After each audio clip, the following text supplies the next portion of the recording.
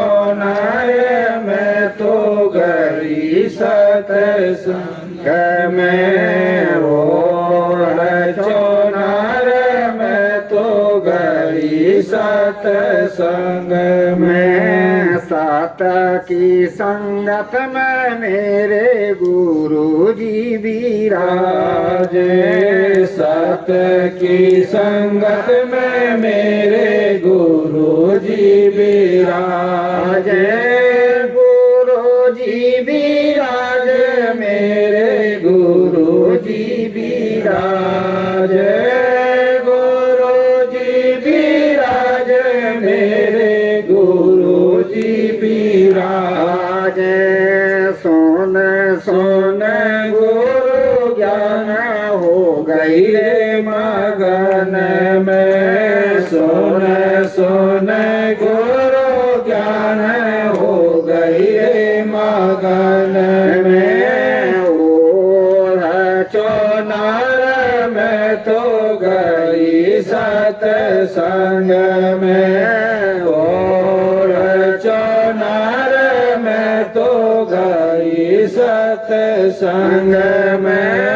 गुरु जी भी गोए मेरे गुरु जी भी गोए मेरे गाढ़े गाढ़े रंग में। ओढ़ चौनार मैं तो गई सत्संग में। सात की संगत में मेरी सहेलियां विराजे। सात की संगत में मेरी सहेलियां विराजे। सहेलियां विराजे मेरी सहेलियां विराजे। सहेलियां विराजे मेरी सहेलियां विराजे। गाए गाए गुरु गुण गाए गाए गुरु गुण हो गई मगन में। ओढ़ चौनार मैं तो गई सत्संग में। ओढ़ चौनार मैं तो गई सत्संग में। गुरु जी भी गोए मेरे गुरु जी भी गोए मेरे गाढ़े गाढ़े रन में। ओढ़ चौनार मैं तो गई सत्संग में।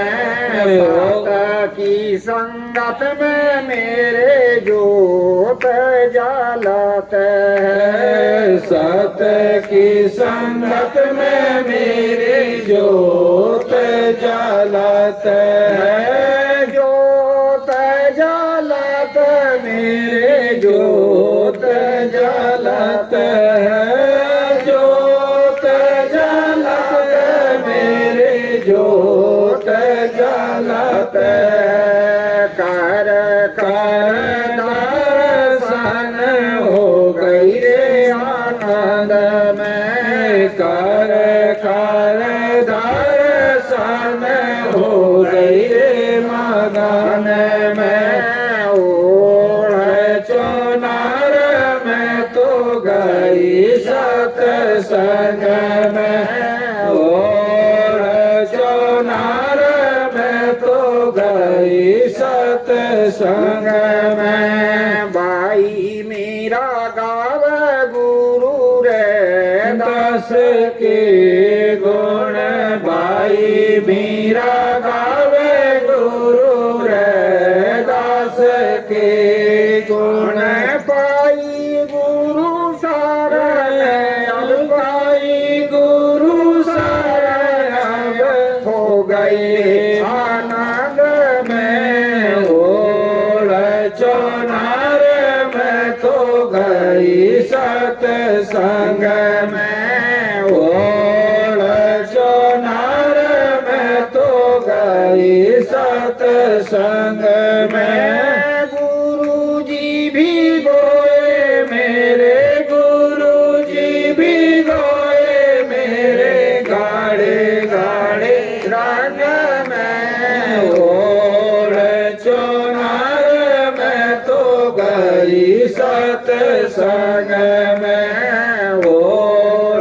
चौनार में को गई सतसंग में। बोलिए श्री सदगुरुदेव की जय।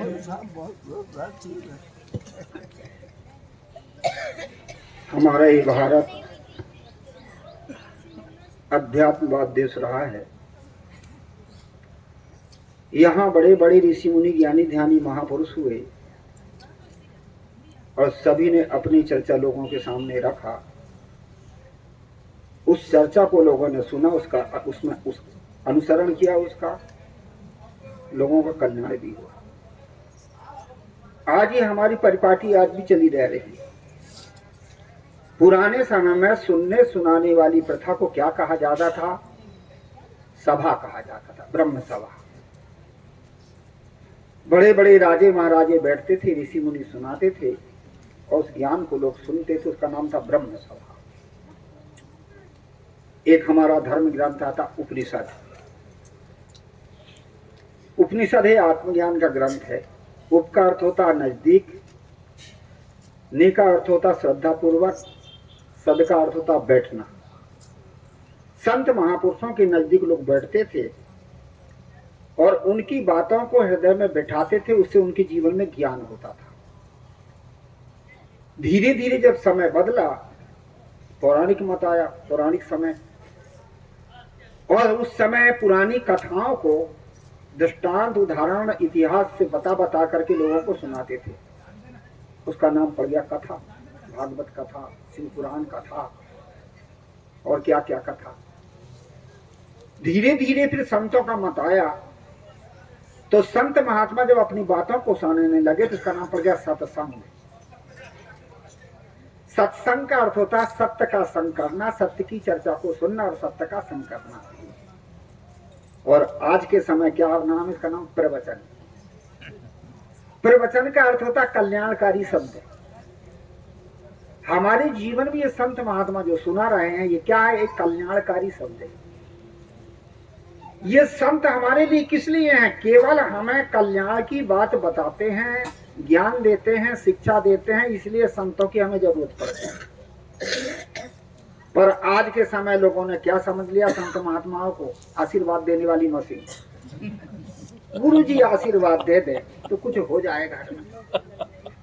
कितने लोग तो हमारे पास भी आते, गुरु जी सट्टा का नंबर बता दो। ये सट्टा के नंबर से क्या होगा? अरे के खेल खाल लेते तो धनवान बन जाते। पागलो, ये सट्टा के नंबर से कुछ नहीं होने वाला है। कितने लोग ऐसे बन जाते हैं महात्माओं को आशीर्वाद की मशीन की, गुरु जी कोई आशीर्वाद दे दें, शरीर ठीक हो जाए, घर में बाल बच्चे पैदा हो जाए। छत्तीसगढ़ में एक गांव में गुरुजी के साथ में गया था। एक व्यक्ति आया कि गुरुजी का दर्शन करना तो कर लेना, भी स्नान हो रहा है।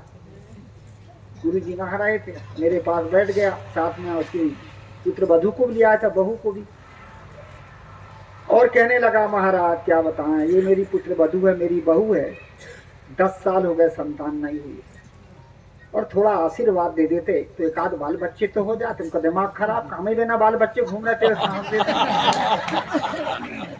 ये भौतिक वस्तु संतों से नहीं मिलती, ये भौतिक वस्तु मिलती है आपके प्रारब्ध और पुरुषार्थ से। पुरुषार्थ करने पर यदि जीवन में सफलता नहीं मिली है तो जान लो कि हमारे भाग में नहीं।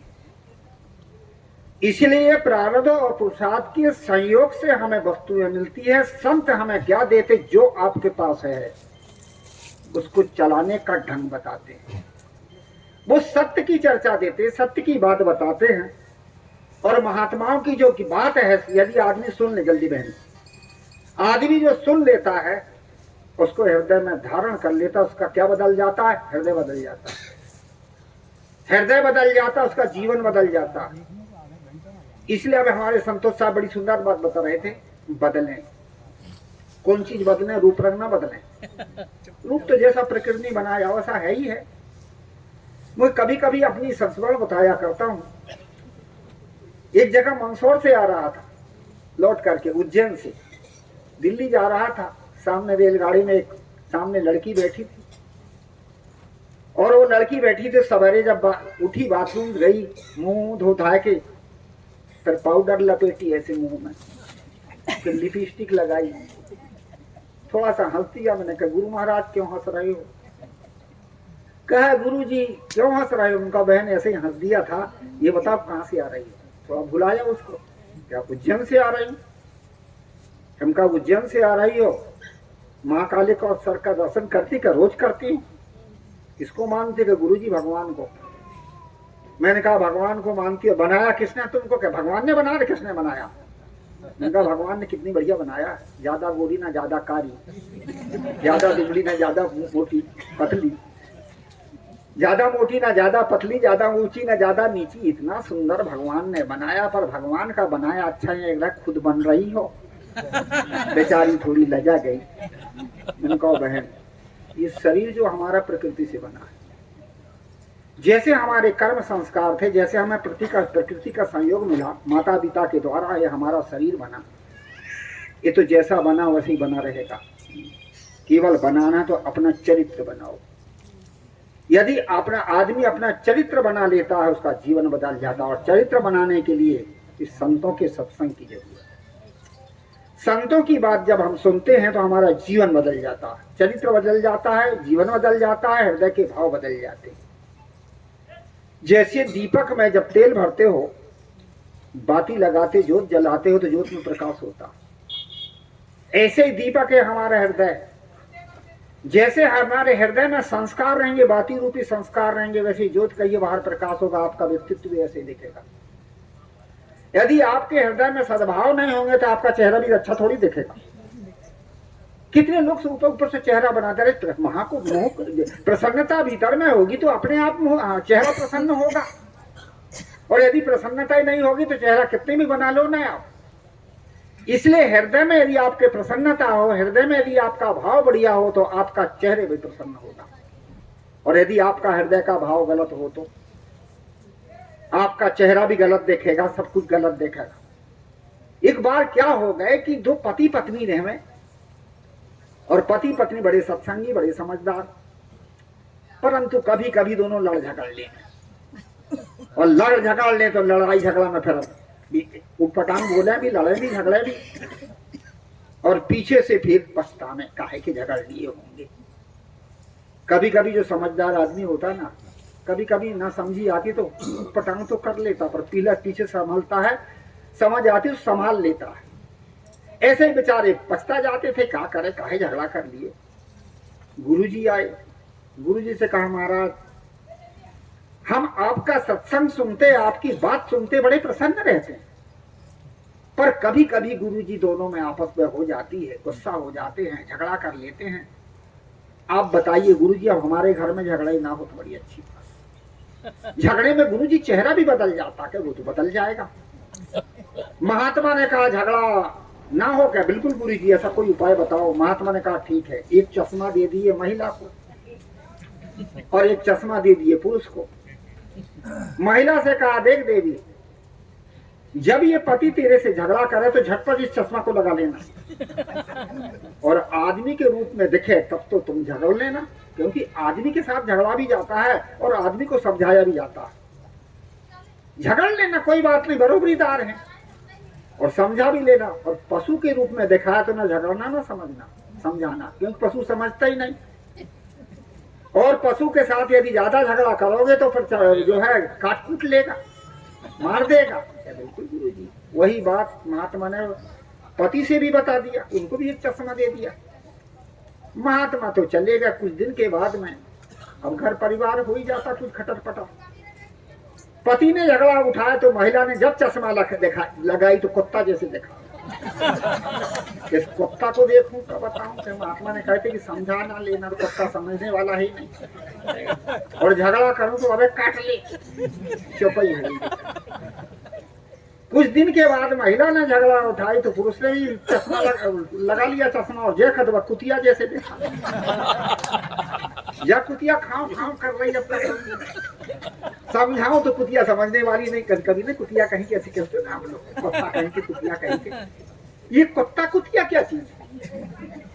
मनुष्य ही और है, संस्कार खराब थे तो कुत्ता कुतिया हो गए। ये मनुष्य के नजदीक के हैं, ज्यादा दूर के नहीं। छछोड़ी स्वभाव जिसका हो, जिससे पीछे लग जाए किसी का, ये कुत्ते का स्वभाव तो है। किसी के पीछे लग जाना कोई भी बात में, और मांस खाने की आदत कुत्ते की। तो उसने जो देखा तो कहे ये तो कुतिया है, अब इसे क्या झगड़ा कहूं, समझाऊं तो समझेगी नहीं, अबे और इससे झगड़ा करना ठीक नहीं। वो भी चुप हो गई। कुछ दिन के बाद में जब महात्मा आए, महात्मा ने कहा बेटा झगड़ा फगड़ा होता है कि नहीं? क्या गुरुजी बिल्कुल नहीं होता। क्या गुरुजी आपका चश्मा ने काम कर गया? कैसे काम कर गया? महिला ने कहा गुरुजी जब ये झगड़ा उठाए मैंने चश्मा लगाई थी, कुत्ता जैसे देखा था। तो मैंने सोची कुत्ता के का समझाऊं, वो समझेगा ही नहीं। पुरुष ने कहा गुरुजी मैंने भी जब ये झगड़ा उठाई मैंने भी चश्मा लग जब भी कुतिया जैसी देखा है। मैंने सोचा कि कुतिया तो समझेगी नहीं, चुपचाप हो गया। अब बताइए गुरु महाराज वह चश्मा किस चीज का था? महात्मा ने कहा बेटा वह चश्मा था विवेक का। विवेक करके यदि देखा जाए तो आदमी की 3 चीज सुंदर होती है।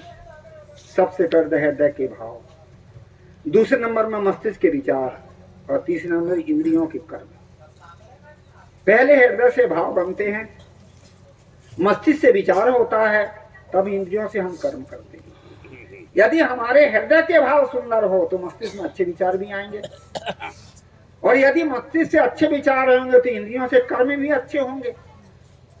इसीलिए विवेक का ये चश्मा यदि हृदय का भाव बदलता है तो मस्तिष्क का विचार भी बदलता है, तो हम इंद्रियों से गलत कर्म भी तो करते, गलत कर्म करते, गाली देते हैं, बकते हैं, बोलते हैं।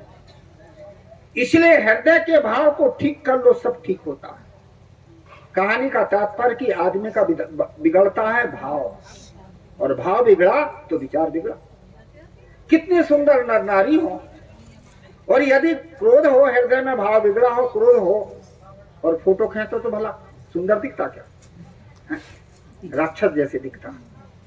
और कितने कुरूप व्यक्ति हो, बूढ़ा आदमी हो, और जन हंसाइए तो भला उसके हृदय के भाव पवित्र होते, जब वो हंसता है तो चेहरे में कितनी प्रसन्नता आती। इसलिए कहा सत्यम शिवम सुंदरम। आदमी के भीतर सत्यता आती, आदमी के भीतर सदाचार आता है तो आदमी का चेहरा भी सुंदर होता है, उसका जीवन भी सुंदर होता है। इसलिए संत महापुरुषों के सत्संग से हमें क्या मिलते हैं? इनके सद्विचार मिलते हैं, और सद्विचार सुनने से हमारा पूरा जीवन बदल जाता है। कहावत की वाल्मीकि डाकू थे, डाकू नहीं थे, वो प्रचेता ऋषि के 10वें पुत्र थे, और जब उन्हें डाकुओं की संगत मिली तो डाकू बन गए, गलत संगत मिल गई। और वही जब जवान हुआ, नारद का जब उपदेश मिला तो वे एक महापुरुष भी बन गए। इसलिए जो है हमारे हृदय के हम भावों को बदलें, विचारों को बदलें, पूरा जीवन बदल जाता है। संसार तो जैसा वैसा ही होता है।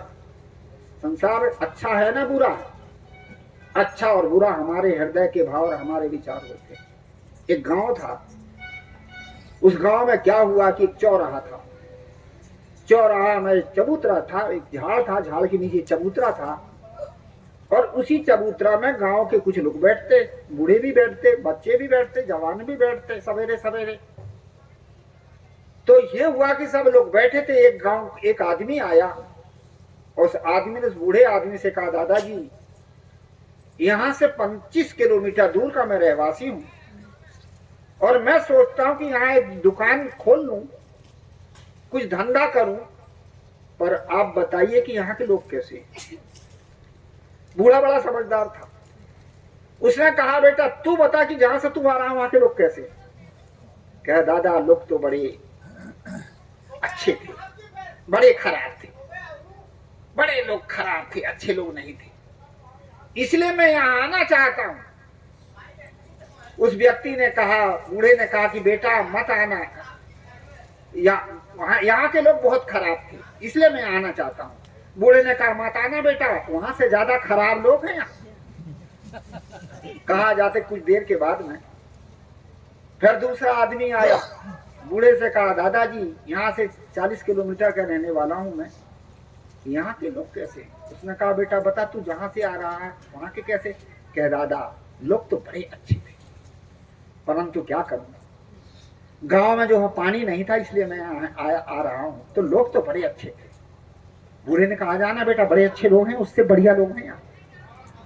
कहा जाता कि बूढ़े के पास दो चार जो लोग बैठे थे, उन्होंने कहा बाबा बड़े गजब के आदमी हो, पहले से कह दिए कि गांव के लोग खराब हैं और दूसरे से कह दिए गांव के लोग अच्छे हैं।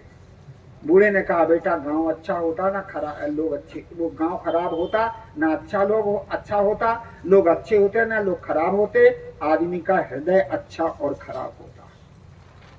पहले व्यक्ति का हृदय खराब था, इसलिए गांव के सब वहां भी अच्छे लोग रहे होंगे, पर अच्छे खराब तो खराब ही थे, उसे अच्छे भी खराब दिख रहे। तो यहाँ भी अच्छे खराब हैं, यहाँ भी अच्छे, तो अच्छे ही हैं, खराब उसे सब दिखेंगे। और दूसरे आदमी का हृदय अच्छा था, यहाँ पर अच्छे वहां अच्छे खराब दोनों थे, परंतु अच्छे तो अच्छे ही थे, खराब भी अच्छे दिख रहे थे। यहाँ भी अच्छे खराब सब अच्छे दिखेंगे। कहानी का तात्पर्य हमारे हृदय को, भाव को हम बदलें। सत्संग से और कुछ नहीं बदलता, हमारे भाव और विचार बदल जाते हैं। भाव विचार बदले तो जीवन बदल जाता। इसके लिए हमें संतों का आधार और सत्संग का आधार और ज्ञान के आधार की जरूरत है। जैसे हम संतों से शिक्षा सुनते हैं, अभी हमारे साथ गतिया से आए, बता रहे थे संस्कार की बात में। ये संस्कार कहां से आते? सबसे पहले होती शिक्षा, शिक्षा के द्वारा होते संस्कार, संस्कार से बनता हमारा चरित्र और चरित्र से हमारा बनता व्यक्तित्व। यदि हमें अच्छी शिक्षा मिलती है तो हमें अच्छे संस्कार बनेंगे, यदि हमारा अच्छा संस्कार होगा तो हमारा चरित्र अच्छा होगा, और जब हमारा चरित्र अच्छा होगा तो हमारा व्यक्तित्व भी अच्छा होगा। देखते ही लोग परख लेते, आदमी अच्छा है, आदमी गलत है। क्या चीज देखते? उसके व्यक्तित्व को देखते, उसके भीतर जो संस्कार है वो संस्कार उसके व्यक्तित्व को झलकाता। जैसे जैसे हमारे संस्कार होते वैसे आदमी की क्रिया होती, पता चल जाता आदमी अच्छा है कि गलत है। एक बार रेलगाड़ी में मैं जा रहा था, जब रेलगाड़ी में जा रहा था तो हो रहा था कि एक मारवाड़ी महिला मेरे सामने बैठी थी। कहा गुरुजी हम वैष्णव हैं। हमका बहुत बढ़िया माता, हम क्या भगवान का भजन करते हैं? उनका ये भी ठीक है। क्या गुरुजी हम दान पुण्य पूजा पाठ भी करते हैं? उनका बहुत बढ़िया माता। कहा गुरुजी हमारा आचार विचार भी बड़ा अच्छा है। उनका ठीक है माता। थोड़ी देर के बाद में भोजन निकाली उसने, कहा गुरुजी आप भी भोजन कर लो। मैंने कहा माता भोजन तो मेरे पास है नहीं। लो महाराज लो लो, जबरदस्ती करने लगी। मैंने कहा माता नहीं मैं नहीं करूंगा, मैं टाइम से करता हूँ।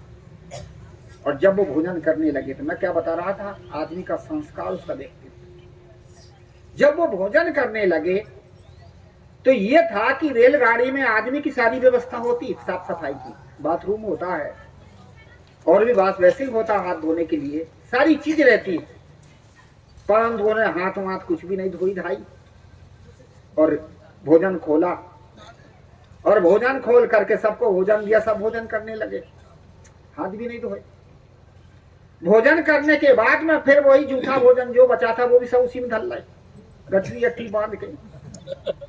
उसके बाद में क्या हुआ कि हाथ धोना चाहिए था, हाथ भी नहीं धोए। कोई ने ऐसे ऐसे पोंछ लिया, कोई ने रुमाल से पोंछ लिया। बस मैं हंस रहा था, गुरुजी क्यों हंस रहे? उनका माता आप लोग कहते मैं वैष्णव हूँ, और जबकि शुद्ध सफाई की सारी चीज वहां पर रखी है, सारी व्यवस्था है, आपने हाथ धोया ना कुछ धोया, जूठा काठा भोजन सब उसी में धर लिया।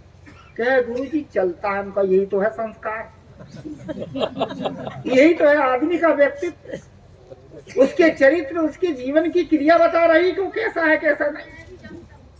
बड़ौनी आश्रम में साहब जी के यहाँ आश्रम में भवन बनता था, तो वो ये हुआ था वहां एक इंजीनियर आते थे और इंजीनियर बहुत अच्छी चीजें सीखी समझे थे, गीता भागवत आदि की बड़ी अच्छी लगे मेरे को। तो उनको कभी कभी मैं कहा करता था आइए इंजीनियर साहब, बड़े श्रद्धा से। जब मेरी श्रद्धा कब घटी कि जब उनके मैं संस्कार को देखा, उनके व्यक्तित्व को देखा, तो श्रद्धा मेरी घट गई। छत के ऊपर चढ़े थे, कारीगरों को बता रहे थे एक कम करो, छड़ एक ज्यादा करो, और उसी समय नाक में गंदगी आई। नाक की गंदगी को फेंक करके ना धोए ना धाए ना रुमाल उमाल से ऐसे पूछ लेते, और ऐसे ऐसे रगड़ के बाल में ऐसे ऐसे चौपट लगा। मैंने कहा पूरा चौपट कर दिया। क्या है कि जैसे हमें परिवार समाज मिलती वैसे हमारे हृदय में भाव बनते हैं, उसी का नाम है संस्कार। और उन्हीं संस्कारों के आधार पर हम जीवन में क्रिया करते हैं। और वो क्रियाएं हमारे जीवन में फिर अच्छा और बुरा और गलत और सही दिखती है। इसलिए संत महापुरुष कहते कि संतों के पास में बैठो, उनकी बातों को सुनो, ताकि संतों के द्वारा ज्ञान के संस्कार हमारे पास में पड़े। संस्कार की भी अलग अलग जगह बताई, कहां कहां संस्कार पड़ते, मैं शास्त्रों के आधार पर बताऊं तो पहले पढ़ते हैं संस्कार, गर्भ संस्कार, उसके बाद में फिर समाज परिवार संस्कार, फिर समाज संस्कार, फिर विद्यालय संस्कार, फिर सत्संग संस्कार। सबसे पहले संस्कार कहां से पढ़ते हैं? पौराणिक बातों में तो लेगी गर्भ संस्कार, जिस पर जब बच्चा माता के गर्भ में रहता है उस समय माता के जैसे भाव, जैसी क्रियाकलाप होते हैं, भी संस्कार भी बच्चे के अंदर आते हैं। इस पर मैं पूरा सहमत तो नहीं हूं, पर थोड़ा सा सहमत हूं। अब पूरा सहमत नहीं हूं, क्योंकि संस्कार पड़ते मन में, और शरीर की प्रक्रिया माता से बनती शरीर की। पर थोड़ा यदि मान भी लिया जाए तो पौराणिक कथा के आधार पर आता है कि वो जो है अभिमन्यु की माता को, और जो है अर्जुन सिखा रहे थे, वो शिक्षा दे रहे थे उसकी चक्रव्यूह की, वो अंदर में चक्रव्यूह को तोड़ के जाने की शिक्षा तक तो वो सोई जाग रही थी, और जब वो निकलने का समय आया था तब सो गई थी, क्योंकि वो संस्कार उसके पास नहीं पड़े थे। तो अभिमन्यु जब जन्म लिया तो उसने चक्रव्यूह को तोड़ना तो जान लिया था, पर निकल नहीं पाया, ऐसी कथा बना रखी है। पर जो भी हो, संस्कार यदि अच्छे होते हैं, माता पिता संस्कारी होते, तो बाल बच्चों में भी गर्भ, इसको गर्भ संस्कार कहते हैं। दूसरा होता है परिवार संस्कार, समाज परिवार संस्कार। परिवार में जैसा उठना बैठना बोलना चालना होता है, वे तो संस्कार हमारे भीतर आते हैं। ये छोटे छोटे बच्चे गालियां बकते हैं, और जो का पेट से सीख के आए क्या? आज आदमी को भूत लगता है, प्रेत लगता है, ये कोई अलग से कोई भूत प्रेत है क्या? जीव आत्मा एक शरीर को छोड़ करके दूसरा शरीर बना लिया, शरीर को जला दिया और गाड़ दिया, क्या चीज भूत प्रेत हो गई? सबको पता है, जीव आत्मा जब शरीर को छोड़ता है तो शरीर दूसरा शरीर जीव बनाने चला जाता है, कर्म के अनुसार। शरीर को आपने जला दिया और गाड़ दिया, अब भूत और प्रेत क्या चीज है? ये हमें परिवार से संस्कार मिलते हैं, भय के संस्कार, भय के संस्कार मिलते, और भय के संस्कार से फिर भूत प्रेत भी तो तैयार करते हो। छोटे छोटे में माताएं ने बच्चों को डरवाती, बाबा आया, भूत आया, हाउ आया। ना बाबा इनने देखी, ना भूत देखी, ना हाउ देखी, पड़ गया संस्कार।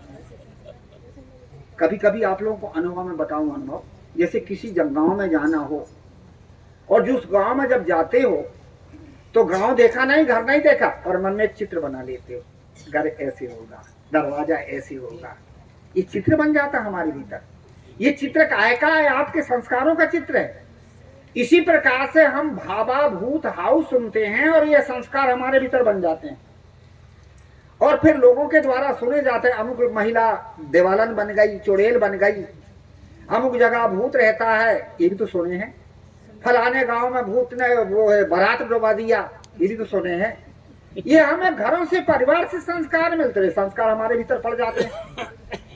और जब हम ऐसी जगह पर जाते हैं, जिस जगह का हमने नाम सुना है, जिस महिला का नाम सुना है, जिस व्यक्ति का नाम सुना है कि वो प्रेत लगता है, प्रेत या टोन्हा है या कुछ भी मंत्र वंत्र वाला है, और जाते ही भय पैदा हो जाता है। भय पैदा न होने पर गर्मी छा जाती है, और गर्मी छाने पर वही दिखता जो आपने मन में रखा।